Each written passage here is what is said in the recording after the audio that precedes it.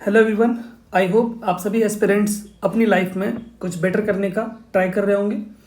आज के इस सेशन में हम लोग मैट्रिसेस एंड डिटरमिनेंट्स के ऊपर हमारे पास में एक बेस्ड क्वेश्चन है जो कि JEE मेंस के 2023 के पेपर में पूछा गया था। बहुत ही अच्छा क्वेश्चन है जो कि एडजॉइंट के ऊपर बेस्ड क्वेश्चन है। ठीक है, देखते हैं इस क्वेश्चन को। क्वेश्चन हमारे पास में है let A be a matrix. A हमारे पास में क्या है, एक 3x3 का स्क्वायर मैट्रिक्स है। उसका डिटर्मिनेंट हमारे पास में गिवन है, डिटर्मिनेंट ऑफ ए इज 2। हमें क्या बोला गया है, if 2 into adjoint of 2 into adjoint of 2 into A equal to 32 raise to the power n, then the value of क्या पूछा गया है, 3n plus alpha equal to what. ठीक है, क्वेश्चन क्लियर है। हमारे पास में क्या गिवन है, एक 3x3 का ए मैट्रिक्स गिवन है, स्क्वायर मैट्रिक्स, जिसका डिटर्मिनेंट हमारे पास में क्या गिवन है 2, और हमारे पास में determinant of 2 into adjoint of 2 into adjoint into 2a हमारे पास में क्या गिवन है 32 raise to the power n। हमसे पूछा गया है 3n प्लस अल्फा की वैल्यू क्या होगी। सबसे पहले हमें क्या करना पड़ेगा, अल्फा की वैल्यू आप निकाल लीजिए सबसे पहले। दैट मीन्स डिटर्मिनेंट ऑफ ए अगर आपको 2 गिवन है तो अगर आप इस मैट्रिक्स का डिटर्मिनेंट निकालेंगे दैट इज 1 2 3 अल्फा 3 1 1 1 2। इसका अगर आप डिटर्मिनेंट निकालेंगे तो आपको क्या मिलेगा बताइए, 1 इंटू डिटर्मिनेंट हमारे पास में गिवन है 2, तो अल्फा की वैल्यू हम यहाँ से मिल जाएगी। तो डिटर्मिनेंट हम निकाल रहे हैं 1 इंटू 3 6 माइनस 1 माइनस 2, यहाँ पर क्या आ जाएगा 2 अल्फा माइनस 1 प्लस 3, और यहाँ से आ जाएगा अल्फा माइनस 3। ठीक है, करेक्ट है, चेक करिए एक बार। तो अब अगर हम फर्दर सॉल्व करें तो हमारे पास में आएगा 6 माइनस 1 5, यहाँ से आ जाएगा 4 अल्फा, यहाँ से आ जाएगा प्लस 2, यहाँ से आ जाएगा हमारे पास में 3 अल्फा, यहाँ से आ जाएगा माइनस 9 इक्वल टू 2। तो यहाँ से आएगा हमारे पास में माइनस ऑफ अल्फा, और कितना आएगा हमारे पास में 5 2 7 7 8 9, तो माइनस 2 आ जाएगा, which is nothing but minus of alpha equal to 4। We can say alpha equal to minus 4। ठीक है, तो हमारे पास में अल्फा की वैल्यू में क्या मिल गई, माइनस 4। सो हम यहाँ पे नोट डाउन कर लेते हैं अल्फा इक्वल टू माइनस 4। ठीक है, और इस वाले पार्ट को मैं इरेज कर देता हूँ। ठीक है, अब हमें क्या करना पड़ेगा, अब हमें ये जो एडजॉइंट वाला पार्ट गिवन है इसे हमें सॉल्व करना पड़ेगा जिससे कि हमें n की वैल्यू मिल पाए। ठीक है, तो आपको पता होगा ये प्रॉपर्टी मैंने लास्ट लेक्चर्स में भी अपना डिस्कस किया था। एडजॉइंट की प्रॉपर्टी हमारे पास में, that means determinant of adjoint A equal to क्या होता है हमारे पास में, determinant of A raise to the power n minus 1, ये होता है। इसी प्रॉपर्टी का अपन यहाँ पे यूज़ करेंगे। यहाँ पर हमारे पास में a है और यहाँ पर हमारे पास में ये वाला पार्ट गिवन है, दैट मीन्स a की जगह पे ये पूरा पार्ट गिवन है, तो हम लोग फिर भी उसको अप्लाई करेंगे इसको ये मानकर। तो क्या करते हैं, अभी हम लोग इस एडजॉइंट वाले पार्ट को सॉल्व करते हैं। तो मैं इसको इरेज कर देता हूँ। ठीक, तो अगर मैं यहाँ पे लिखूँ determinant of 2 into adjoint of 2 into adjoint of 2a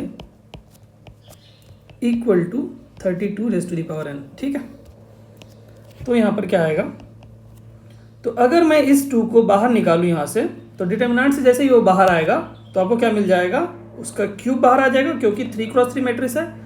हर एक रो या फिर हर एक कॉलम से 2 को बाहर निकाल रहे हैं तो उसकी 3 पावर्स बाहर आएंगी क्योंकि 3x3 मैट्रिक्स है।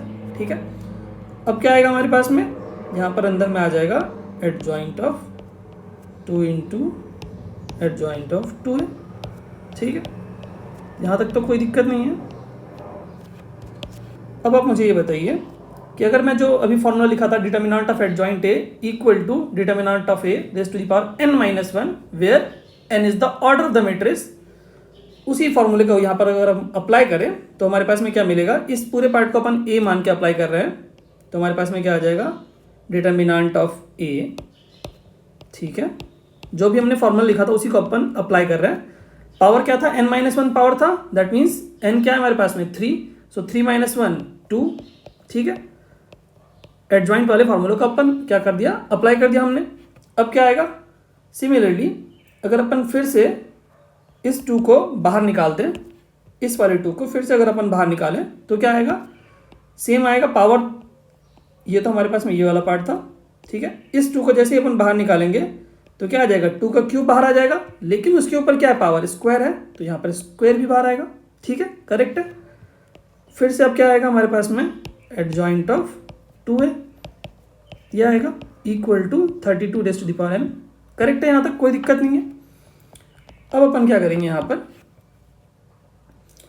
अब आप मुझे ये बताइए, मैं सिमिलर पावर्स को यहाँ पे लिख दे रहा हूँ बस एज इट इज, ठीक है।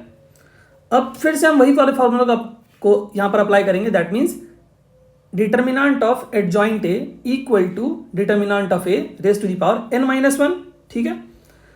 तो उसी को अगर अपन अप्लाई करेंगे तो क्या आएगा हमारे पास में, डिटर्मिनेंट ऑफ, ये ए का काम करेगा अब, ठीक है, determinant of A raise to the power n-1, पहले से पावर 2 था और हमारे पास में भी फिर से पावर 2 आएगा, क्या आ जाएगा 4, ठीक है, 32 raise to the power n, ठीक है। अब अपन अगर मैं बात करूं यहाँ पर, तो ये हमारे पास में 2 का cube 2 raise to the power 6, इस 2 को फिर से अगर अपन बाहर निकालेंगे तो क्या आएगा, इसका क्यूब बाहर आएगा और उसके ऊपर पावर क्या है, 4 है, तो 4 भी बाहर आ जाएगा, ठीक है। Determinant of A raise to the power 4 equal to 32 raise to the power n, ठीक है, यहाँ तक तो कोई दिक्कत नहीं है। अब अगर हम बात करें, यहाँ पर हमारे पास में आ गया 2 रेज टू द पावर 3, 2 का 6, 2 raise to the power 12। Determinant of A हमारे पास में क्या गिवन था, डिटर्मिनेंट ऑफ ए की वैल्यू हमारे पास में 2 थी और हमारे पास में अल्फा की वैल्यू -4 आई थी, ठीक है। तो डिटर्मिनेंट ऑफ ए की जगह पर अपन 2 रख देते हैं और n की वैल्यू को निकालने की कोशिश करते हैं, ठीक है। तो हमारे पास में यहाँ से n की वैल्यू कैसे निकालेंगे हम, तो अगर मैं इस 32 को 2 रेज टू द पावर 5 लिख दूँ तो हमारे पास में ऐसा आ जाएगा, 32 को अपन क्या लिख सकते हैं, 2 रेज टू द पावर 5 लिख सकते हैं ना, करेक्ट है।